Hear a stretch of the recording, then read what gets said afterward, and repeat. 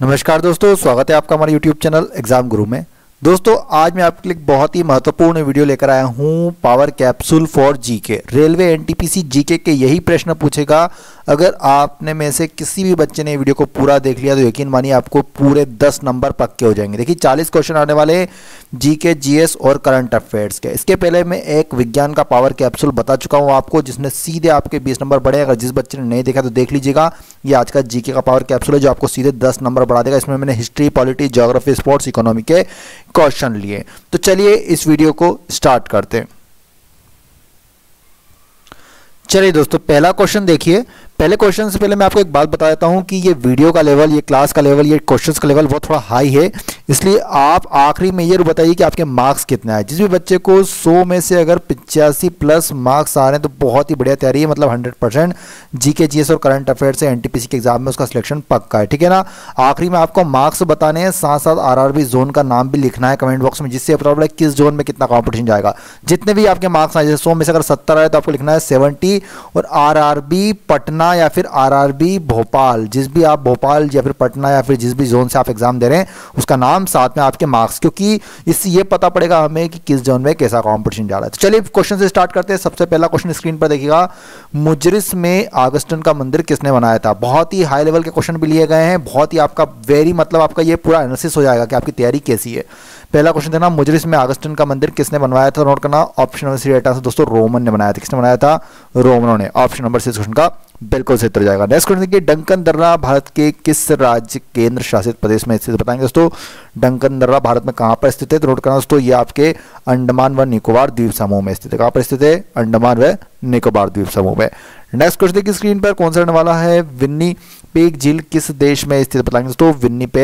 विन्नीपेग झील इनमें से किस देश में स्थित? नोट करिएगा, कनाडा में स्थित है। कहां पर स्थित है? कनाडा। ऑप्शन नंबर 20 क्वेश्चन का दोस्तों बिल्कुल सही उत्तर जाएगा। अगले प्रश्न की ओर चलते हैं। जोरवे संस्कृति जो एक ताम्रकालीन संस्कृति है किस प्रदेश में खोजी गई? तो नोट कीजिएगा दोस्तों, ये महाराष्ट्र में खोजी गई थी। जोरवे महाराष्ट्र का एक गांव है, वहां पर खोजी गई थी, ठीक है ना। Option number is right answer. Next question देखिए, कार्बन लेवी क्या है बताएंगे दोस्तों। कार्बन लेवी क्या है? तो नोट कीजिएगा, option number C right answer दोस्तों, कार्बन ईंधन लगने वाला कर को कार्बन लेवी कहा जाता है। बतलाएंगे महाराष्ट्र के वारकरी संप्रदाय की स्थापना किसने की थी बताएंगे दोस्तों। महाराष्ट्र के वारकरी संप्रदाय की स्थापना इनमें से किसके द्वारा की गई थी? नोट कीजिएगा दोस्तों, ध्यानेश्वर के द्वारा की गई थी। किसके द्वारा की गई थी? Dnyaneshwar. Option number D is right answer. Next question की, भारत भूमध्य रेखा के उत्तर में किस अक्षांश के बीच में स्थित है? तो नोट कीजिएगा दोस्तों, option number answer 8 degree 4 to 37 degree 6 के बीच में स्थित होता है भारत, ठीक है ना, भूमध्य रेखा के। अगले प्रश्न की ओर चलते हैं। साइमन कमीशन किस वायसराय के कार्यकाल के दौरान भारत आया था? तो नोट करना दोस्तों, यह आया था लॉर्ड इरविन के समय में। कब आया था? Lord Irwin. Option number is right answer. Next question देखिए, मध्यम वर्ग को राजनीतिक अधिकार सर्वप्रथम किस देश में प्राप्त हुए? तो देखिए मध्यम वर्ग को राजनीतिक अधिकार सर्वप्रथम अमेरिका में प्राप्त हुए थे। कौन से देश में प्राप्त हुए थे? America. Option number B is right answer. Next question देखिए, भारत में सबसे ज्यादा क्षेत्रफल पर किसकी कृषि होती है? बहुत बार मैंने आपको बताया है कि भारत में सबसे ज्यादा क्षेत्रफल पर चावल की कृषि की जाती है। Option number B is right answer. Next question देखिए दोस्तों, डीएनए में निम्नलिखित इकाई होती है बताएंगे दोस्तों। डीएनए में कौन सी इकाई होती है? तो ये होती है आपकी deoxyribose. Option number is right answer. कौन सी इकाई होती है? डीऑक्सीराइबोस। नेक्स्ट क्वेश्चन देखिए, मौर्य काल के दौरान राज्य के राजस्व की वसूली कौन सा अधिकारी करता बताएंगे दोस्तों। मौर्य काल के दौरान राज्य के राजस्व की वसूली इनमें से कौन सा अधिकारी करता था? दोस्तों सहर्ता के द्वारा की जाती। किसके द्वारा की जाती थी? सहर्ता। Option number C right answer. Next देखिए, विधि आयोग है बताएंगे दोस्तों। विधि आयोग किस प्रकार का आयोग है?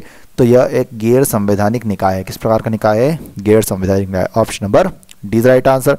बतलाएंगे भारत व एशिया का सबसे पहला जल विद्युत ऊर्जा स्टेशन इनमें से कौन सा था? तो नोट किया दोस्तों, ये शिवाना समुद्र था। शिवाना समुद्र। Option number right answer. Bharat व एशिया का सबसे पहला जल विद्युत ऊर्जा स्टेशन था। नेक्स्ट क्वेश्चन देखिए स्क्रीन पर, मात्रनामा किस वंश के शासकों द्वारा शुरू किया गया था बताएंगे। मात्रनामा इनमें से किस वंश के शासकों द्वारा शुरू किया गया था? सातवाहन शासकों द्वारा। Option number C right answer. चलिए अगला प्रश्न देखिए स्क्रीन पर, जल में वाशिंग सोडा का घोल क्या कहलाता है बताएंगे दोस्तों। जल में वाशिंग सोडा का घोल क्या कहलाता है? तो नोट करना दोस्तों, क्षारीय घोल कहलाता है। कैसा घोल कहलाता है? क्षारीय। Option number is right answer. Next question देखिए, संगम काल में राज्य करने वाला समाज था। संगम काल में राज्य करने वाला समाज इनमें से कौन था दोस्तों? अरसर समाज था। कौन सा? अरसर। Option number is right answer. अगले प्रश्न की ओर चलते, संयुक्त राष्ट्र संघ मानवाधिकार चार्टर को किस वर्ष स्वीकार किया गया था? इंपॉर्टेंट क्वेश्चन रहेगा। संयुक्त राष्ट्र संघ मानवाधिकार चार्टर को किस वर्ष स्वीकार किया गया था? तो ये किया गया था आपके 1948 में। Option number C is right answer. अगला प्रश्न देखिए, अटॉर्नी जनरल के उम्मीदवार की योग्यता किसके समान होनी चाहिए, बताएंगे दोस्तों। अटॉर्नी जनरल के उम्मीदवार की योग्यता किसके समान होनी चाहिए, तो सुप्रीम कोर्ट के न्यायाधीश के समान। Option number is right answer, किसके समान होना चाहिए, सुप्रीम कोर्ट के न्यायाधीश के समान। बताएंगे दिन और रात किन दो महीनों के बराबर होता है, बताएंगे दोस्तों। दिन और रात किन दो महीनों में बराबर होता है, तो दोस्तों ये होता है आपका मार्च और सितंबर में। आपको पता है ना, 21 मार्च और 23 सितंबर दो ऐसे दिन है। 21 मार्च मान लीजिए और आप 23 सितंबर मान लीजिए, ये दो दिन और रात दोनों बराबर होते हैं। नेक्स्ट क्वेश्चन, स्वतंत्रता के पहले भारत के किस राज्य में प्राथमिक शिक्षा अनिवार्य थी, बताएंगे दोस्तों। स्वतंत्रता के पहले भारत के किस राज्य में प्राथमिक शिक्षा अनिवार्य थी, दोस्तों ये थी बड़ौदा में। कहाँ पर थी, Baroda. Option number is right answer. Next question देखिए, लोलार्ड्स किसके समर्थक माने जाते हैं, बताएंगे तो लोलार्ड्स किसके समर्थक माने जाते हैं, तो ये माने जाते हैं वाइक्लिफ के। किसके माने जाते हैं, Wycliffe. Option number B is right answer. Next question, आमतौर पर किस प्रकार की चट्टानों में जीवाश्म पाए जाते हैं, बताएंगे दोस्तों। आमतौर पर इनमें से किस प्रकार की चट्टानों में जीवाश्म पाए जाते हैं, तो ये आपकी अवसादी चट्टानों में पाए जाते हैं। किस प्रकार की चट्टानों में पाए जाते हैं, अवसादी चट्टानों में। अगला प्रश्न देखिए, सबसे बुरा वायु प्रदूषक इनमें से कौन सा है, बताएंगे बच्चों। सबसे बुरा वायु प्रदूषक इनमें से कौन सा है, तो ये आपका दोस्तों carbon monoxide. Option number D is right answer. Next question देखिए, भारत के अटॉर्नी जनरल मतलब महान्यायवादी का कार्यकाल कितना होता है, तो ये होता है दोस्तों आपका जितने समय तक राष्ट्रपति चाहे उतने समय तक जो महान्यायवादी होते हैं, अटॉर्नी जनरल होते हैं, वो अपने पद पर रह सकते हैं। नेक्स्ट क्वेश्चन देखिए, विलियम हार्वे किसकी खोज के लिए प्रसिद्ध है, बताएंगे बच्चों। विलियम हार्वर इसमें से किसकी खोज के लिए प्रसिद्ध है, तो ये रक्त परिसंचरण के लिए। Option number C is right answer. Next question देखिए स्क्रीन पर, टाउनशेड ने अमेरिका में 1767 ईस्वी में धन वसूली हेतु क्या किया था, बताएंगे बच्चों। टाउनशेड ने अमेरिका में 1767 ईस्वी में धन वसूली हेतु क्या किया था, तो ये किया था उन्होंने अप्रत्यक्ष कर लगाया था। क्या करा था, अप्रत्यक्ष कर लगाया था। Option number is right answer. बताएंगे spice and oil seed exchange किस स्थान पर स्थित है, बताएंगे बच्चों। Spice and oil seed exchange इनमें से किस स्थान पर स्थित, नोट करना, सांगली में स्थित है। कहाँ पर है, Sangli. Option number B right answer. कहाँ पर है, सांगली, महाराष्ट्र में स्थित है। नेक्स्ट क्वेश्चन देखिए स्क्रीन पर, पहले गोलमेज सम्मेलन के दौरान भारत के वायसराय कौन थे, तो नोट कीजिएगा दोस्तों, ये थे आपके लॉर्ड इरविन। पहले गोलमेज सम्मेलन के दौरान भारत के वायसराय लॉर्ड इरविन थे। अगला प्रश्न की स्क्रीन पर, सिकंदर ए सानी की उपाधि किसके धारण की थी, बताएंगे दोस्तों। सिकंदर ए सानी की उपाधि इनमें से किसने धारण की थी, तो ये अलाउद्दीन खिलजी ने धारण की थी। किसने की थी, Alauddin Khilji. Option number is right answer. अगला प्रश्न की स्क्रीन पर, निम्नलिखित में से किस देश में हीलियम से भरपूर प्राकृतिक गैस फील्ड स्थित है। किस देश में स्थित है भैया हीलियम से भरपूर प्राकृतिक गैस फील्ड, तो ये आपके अमेरिका में स्थित है। Option number D is right answer. अगला प्रश्न की स्क्रीन पर, अकबर ने बुलंद दरवाजा कब बनवाया था बच्चों, तो देखिए अकबर ने जो बुलंद दरवाजा बनवाया था वो 1602 ईस्वी में बनाया था। Option number B is right answer. Next question देखिए, मैत्रक वंश की राजधानी क्या थी, बताएंगे बच्चों। मैत्रक वंश की राजधानी क्या थी, तो ये वल्लभ जी थी। ऑप्शन नंबर 20 क्वेश्चन का बिल्कुल सही उत्तर जाएगा। अगला प्रश्न देखिए, जहांगीर के दरबार में ब्रिटेन के शासक जेम्स प्रथम का कौन सा राजदूत आया था बच्चों, तो नोट कीजिएगा, जहांगीर के दरबार में ब्रिटेन के शासक जेम्स प्रथम का जो राजदूत आया था उनका नाम था Thomas Roe. Option number is right answer. बताएंगे 1293 में मार्को पोलो ने किस भारतीय राज्य की यात्रा की थी, तो ये की थी उन्होंने होयसाल की राजधानी। किसकी की थी यात्रा, Hoysala. Option number B is right answer. Next question देखिए स्क्रीन पर, भारत की सरकार की आशा स्कीम किस प्रमुख प्रोग्राम से संबंधित है। जो आशा स्कीम है भारत सरकार की, वह किस प्रमुख प्रोग्राम से संबंधित है, तो यह है राष्ट्रीय ग्रामीण स्वास्थ्य मिशन संबंधित है। किससे, राष्ट्रीय ग्रामीण स्वास्थ्य मिशन से संबंधित है। अगला प्रश्न है, मानस खंड किसे कहा जाता था, तो नोट करना दोस्तों, मानस खंड कहा जाता है आपके उत्तराखंड को कहा जाता है पहले, ठीक है ना। Option number C is right answer. Next question देखिए, निम्नलिखित में से कौन सी समिति प्रत्यक्ष विदेशी निवेश से संबंधित है। इनमें से कौन सी समिति का संबंध प्रत्यक्ष विदेशी निवेश से संबंधित है, तो नोट करना दोस्तों, एनकेसी समिति। Option number C is right answer. Next question देखिए, किस महापुरुष को बंग बंधु के नाम से जाना जाता है, तो देखिए किसको जाना जाता है बंग बंधु के नाम से, तो ये जाना जाता है आपके मुजीबुर रहमान को जाना जाता है बंग बंधु के नाम से। अगला प्रश्न देखिए स्क्रीन पर, अंतर्राष्ट्रीय तिथि रेखा के दोनों ओर समय में कितना अंतर होता है, बच्चों बताएंगे। अंतर्राष्ट्रीय तिथि रेखा के दोनों ओर समय में कितना अंतर होता है, तो ये होता है 24 घंटे। कितना होता है, 24 घंटे, 24 hours. Option number is right answer. Next question देखिए, क्लाउडेड लेपर्ड नेशनल पार्क किस प्रदेश में स्थित है, तो नोट कीजिए दोस्तों, ये त्रिपुरा में स्थित है। कहाँ पर स्थित है, त्रिपुरा में स्थित है क्लाउडेड लेपर्ड नेशनल पार्क। अगला प्रश्न देखिए स्क्रीन पर, महात्मा गांधी ने कांग्रेस के किस अधिवेशन में एक बार अध्यक्षता की थी, तो नोट कीजिए दोस्तों, ये की थी आपके बेलगाम। कहाँ पर की थी, Belgaum. Option number is right answer. Next question देखिए, मोगांव गुफा किस देश में स्थित है? तो नोट कीजिएगा दोस्तों, ये मोगांव गुफा है वो आपकी चीन देश में स्थित है। कहाँ पर स्थित है? चीन में। Option number B is right answer. Next question की ओर चलते दोस्तों, कोडरमा वन्य जीव अभ्यारण्य किस प्रदेश में स्थित है? तो नोट कीजिए, ये आपके झारखंड में स्थित है कोडरमा वन्य जीव अभ्यारण्य। Option number is right answer. अगला प्रश्न देखिए, मथुरा के कला स्कूल में किसका प्रयोग किया गया था? बच्चे बताएंगे मथुरा के कला स्कूल में इनमें से किसका प्रयोग किया गया था? तो नोट करना दोस्तों, ये आपके लाल बलुआ पत्थर का प्रयोग किया गया था। किसका किया गया था?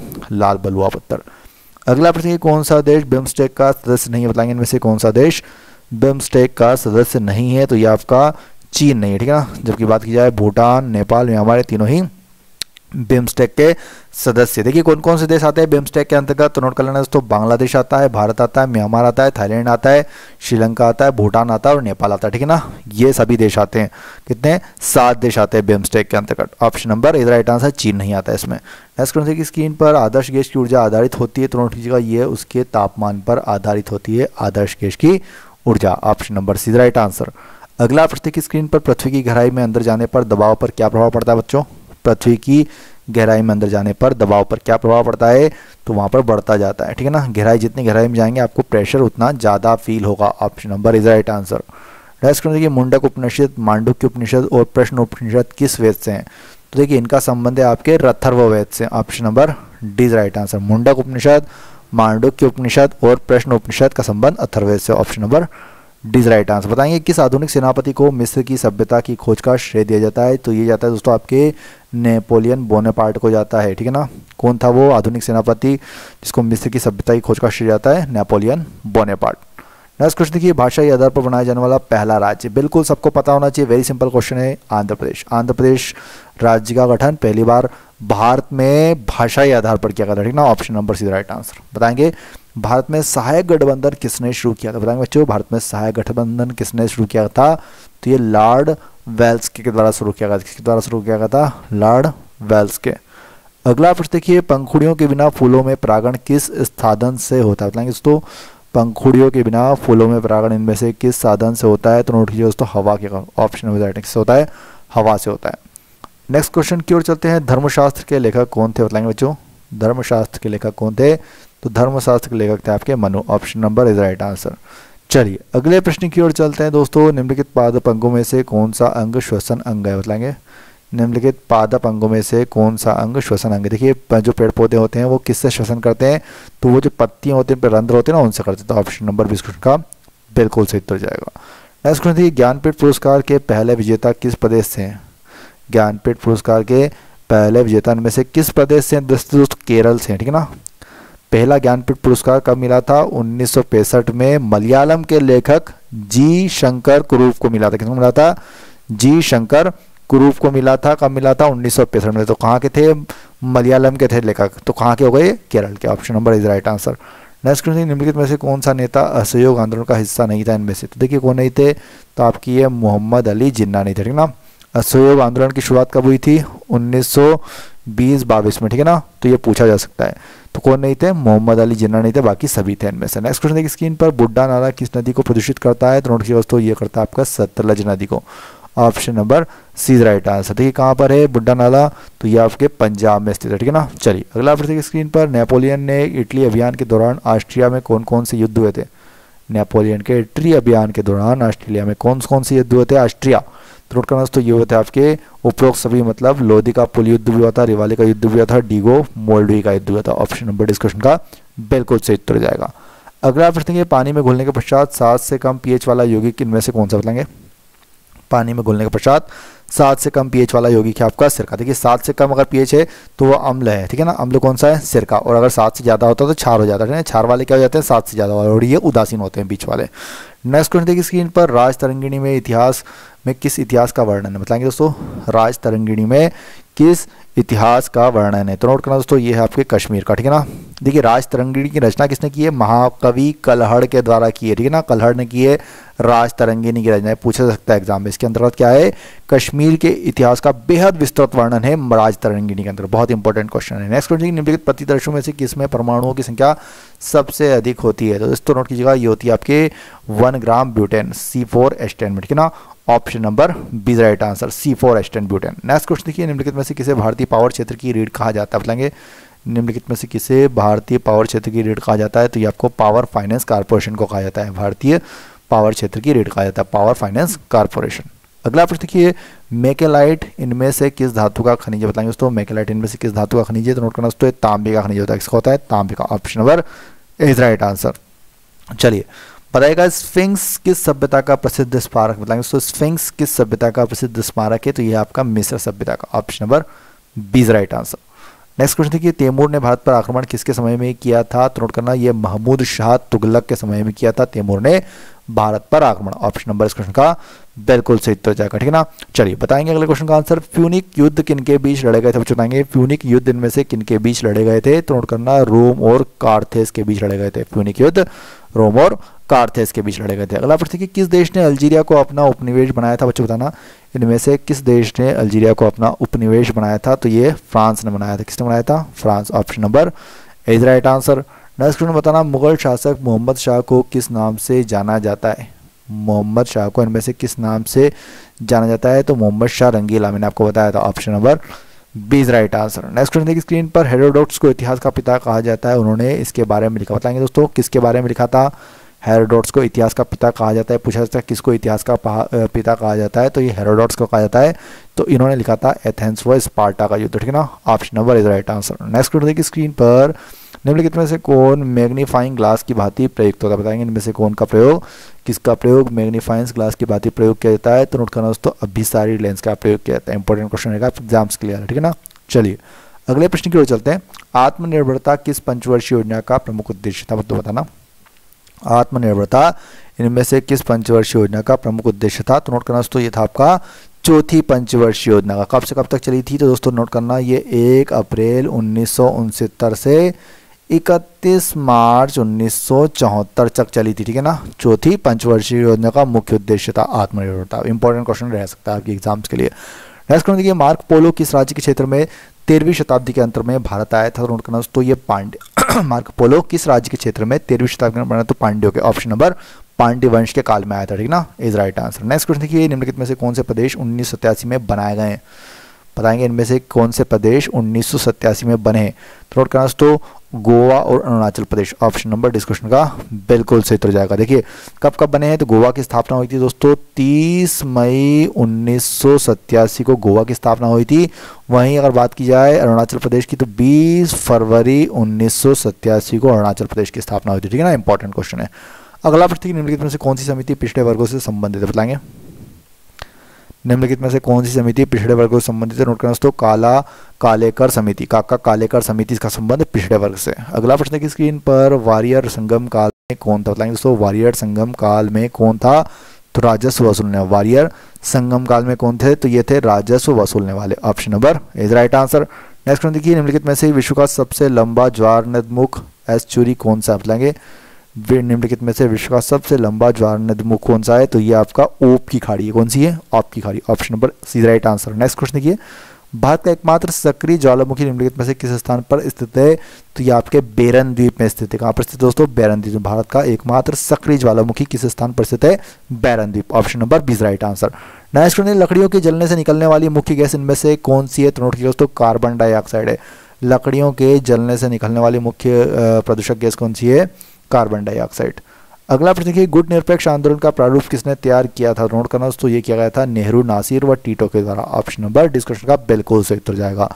अगले प्रश्न की ओर चलते हैं दोस्तों, एल्यूमिनियम ऑक्साइड होता है। बताएंगे दोस्तों, एल्यूमिनियम ऑक्साइड होता है तो उदासीन ऑक्साइड होता है। किस प्रकार का ऑक्साइड होता है? ये उदासीन ऑक्साइड होता है। Option number B right answer. Next question देखिए, चोटेन किस धर्म से संबंधित शब्द? बताएंगे दोस्तों, चोटेन इनमें से किस धर्म से संबंधित शब्द है? तो ये आपका बौद्ध धर्म से, ठीक है ना। Option number B right answer. अगले प्रश्न की ओर चलते हैं दोस्तों, गेलोंग तसोंगडू किस देश की संसद का नाम सदन है? बताएंगे गेलोंग त्सोंगडू किस देश की संसद का नाम है? निम्न सदन है, या फिर नाम बोल सकते हैं, या फिर निम्न सदन बोल सकते हैं। तो दोस्तों ये है भूटान की, ठीक है ना, भूटान की संसद का नाम है Tshogdu. Option number A is right answer. Important question रहेगा आप एग्जाम्स के लिए। बताएंगे मान्यखेत किस वंश की राजधानी थी? नोट करना दोस्तों, ये थी आपकी राष्ट्रकूट की। मान्यखेत किस वंश की राजधानी थी? राष्ट्रकूट की। अगला प्रश्न की प्रसिद्ध एंथेसवासी फीडियस क्या था? बताएंगे दोस्तों, प्रसिद्ध एंथेसवासी फीडियस क्या था? दोस्तों यहाँ का एक ये मूर्तिकार था। क्या था? मूर्तिकार। Option number C is right answer. Next question की स्क्रीन पर पी मित्रा का नाम किस क्रांतिकारी संगठन की स्थापना के साथ जुड़ा हुआ है? तो नोट किया दोस्तों, ये अनुशीलन समिति के साथ जुड़ा हुआ है। किसके साथ जुड़ा हुआ है? अनुशीलन समिति। Option number is right answer. Next question, किस अमेरिकी राष्ट्रपति ने गुलामी को संपूर्ण रूप से बंद कर दिया था? तो नोट करना दोस्तों, ये किया था अब्राहम लिंकन ने। बहुत ही महान व्यक्ति थे, ठीक है ना, इतने गुलामी के खिलाफ बहुत वो चलाए थे आंदोलन। चलिए बताएंगे अगले क्वेश्चन का आंसर। चीन की प्रसिद्ध नदी आंगहो का शाब्दिक अर्थ क्या है? तो इसका कहा जाता है दोस्तों पीली नदी कहा जाता है। क्या कहता है? पीली। Option number is right answer. Next question, तेलों व वसाओं का क्षारीय जल अपघटन देता है? साबुन एवं किसका? ग्लिसरॉय का। तेलों एवं वसाओं का क्षारीय जल अपघटन साबुन एवं ग्लिसरॉय देता है। क्या देता है? साबुन और ग्लिसरॉय। Option number is right answer. Next question है कि कबीर किसके शिष्य थे? तो नोट करना दोस्तों, कबीर रामानंद के शिष्य। किसके थे? Ramanand. Option number is right answer. अगले प्रश्न की ओर चलते हैं। मियोसिस की किस स्टेज पर गुणसूत्रों की संख्या आधी हो जाती है? तो ये होती है दोस्तों एनाफेज प्रथम वाली स्टेज पर। कौन सी स्टेज पर? एनाफेज प्रथम। Option number B is right answer. Next question देखिए, लूनी नदी पर स्थित जवाई बांध किस राज्य में स्थित है? तो नोट करना, ये राजस्थान में। लूनी नदी पर स्थित जवाई बांध किस राज्य में स्थित है? राजस्थान राज्य में स्थित है। अगले प्रश्न की ओर चलते हैं। पल्क जल मलबद्ध कहाँ पर स्थित है? तो ये आपके मन्नार और बंगाल की खाड़ी के बीच स्थित है। पल्क जल मलबद्ध कहाँ पर स्थित है? मन्नार और बंगाल की खाड़ी के मध्य। पार्थिवन मंदिर किसके शासनकाल में बनाया गया था बच्चों? तो नोट करना, ये ऑगस्टन के शासनकाल में बनाया गया था पार्थिवन मंदिर। Option number B is right answer. Next question बताना, बिटुमेनी कोयला से कोक का उत्पादन निम्न प्रक्रम से होता है? तो नोट कीजिए दोस्तों, ये होता है आपके भंजक आसवन के द्वारा। किस प्रक्रिया के द्वारा होता है? भंजक आसवन। Option number is right answer. Next question, अक्टूबर क्रांति किस देश से संबंधित है? तो ये है दोस्तों आपकी रूस की क्रांति, ठीक है ना। अक्टूबर क्रांति किस देश से संबंधित है? इसका संबंध है रूस की क्रांति, ठीक है ना।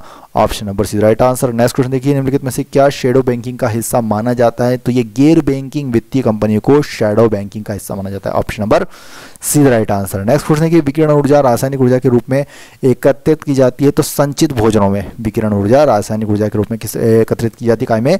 संचित भोजन के रूप में। नेक्स्ट क्वेश्चन की स्क्रीन पर ममलूक वंश से कौन राजा था? बताएंगे तो ममलूक वंश से इनमें से कौन सा राजा था? तो ये बलबन था। कौन सा था? Balban. Option number is right answer. Next question की स्क्रीन पर एनवायरमेंट एक्ट कब पारित हुआ था? दोस्तों इस वीडियो को लाइक का टारगेट हमने रखा है 10,000 डेली की तरह, इसलिए फटाफट से बच्चे एक लाइक करेंगे। अगर आपको वीडियो पसंद आ रहा है, अगर आपको बहुत फायदा मिल रहा हो, तो सभी लाइक करके जाएगा। और शेयर का टारगेट रखा है हमने 5,000 का, ठीक है ना। आपको ये बताना है कि मैंने 100 क्वेश्चन जो बताए हैं, इनमें से आपको कितने मार्क्स हैं। अगर 17 है तो 17 लिखिए। साथ साथ आपको लिखना है जोन आपका, आरआरबी जोन, मतलब आरआरबी पटना है तो आरआरबी पटना लिखिए, भोपाल है तो भोपाल लिखिए, क्योंकि इससे अब हमें यह पता पड़ेगा कि आपकी पढ़ाई कैसी चल रही है और किस जोन में कितना कॉम्पिटिशन है। जो भी जोन है वो लिखेगा, कितने मार्क्स आए, कितने लगभग आपके कितने क्वेश्चन सही निकले। अगर आपने काउंट नहीं करे तो भी आपको समझ में आएगा कि आपके 20 से 30 क्वेश्चन आपको नहीं आते थे, तो उतने कम करके आप लिखना जरूर कमेंट बॉक्स में, और आरआरबी जोन का नाम लिखना। लाइक 1000 लाइक का टारगेट है, शेयर का हमने 5000 शेयर का रखा है। और जो नए बच्चा है बेटा सब्सक्राइब करके बेल आइकन दबाना। बहुत ही इंपॉर्टेंट क्लास आती है बिल्कुल रेलवे में, जिस तरह के क्वेश्चन पूछे जाएंगे जीके जीएस और करंट अफेयर्स में 100% आपको तैयारी की जाएगी। एक पावर कैप्सूल, जीके का पावर कैप्सूल कंप्लीट हो गया। अगर आपने साइंस का पावर कैप्सूल नहीं दिखा तो मैंने आई के बटन पे ऊपर जोड़ दिया है, यहाँ पर आई के बटन पे जोड़ दूंगा। इस वीडियो के बाद वाला भी देख लीजिएगा, वाला भी बहुत ही महत्वपूर्ण पावर कैप्सूल है, ठीक है ना। तो जीके का पावर कैप्सूल कंप्लीट हो गया, साइंस का पावर कैप्सूल कल दिया था मैंने आपको, तो वो भी देख लीजिएगा।